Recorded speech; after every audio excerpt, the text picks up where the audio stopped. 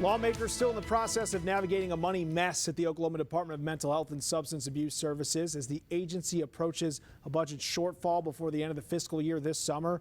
Today, lawmakers heard from the state CFO and a public accountant requested by Governor Stitt to look into the agency's finances. Fox 25's Capitol reporter Paige Taylor joins us now live after sitting in on that meeting. Paige, what did lawmakers find out? Well, Adam, lawmakers weren't able to get much more information from that meeting this morning. Public Accountant David Greenwell says that's because the pair was going to meet with the Legislative Office of Fiscal Transparency this afternoon to try and nail down a number for how much more the agency is going to need before July 1st.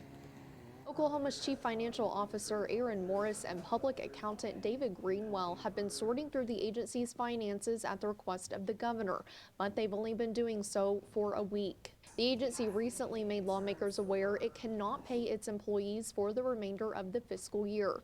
Greenwell told lawmakers they were going to meet with Loft on Monday afternoon to review numbers as they try to figure out how much more the agency needs to finish out the fiscal year, plus how much the agency will need for next fiscal year.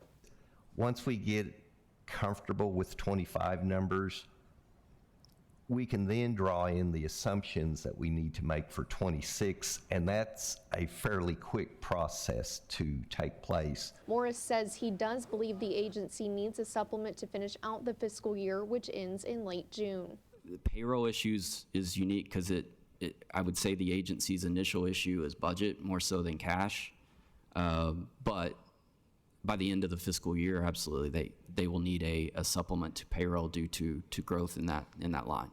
Senate Chairman of the committee looking into the agency's finances, Senator Paul Racino, says he is concerned whether the agency really needs additional funds or if they just can't find where the funds are.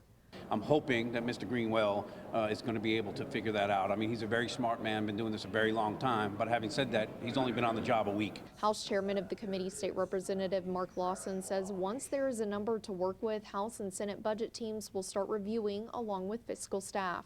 That is normal for all agencies. That's how we appropriate money. The House and the Senate, they get together and we ultimately determine if we feel like it's appropriate or negotiate if we think it should be something higher or lower.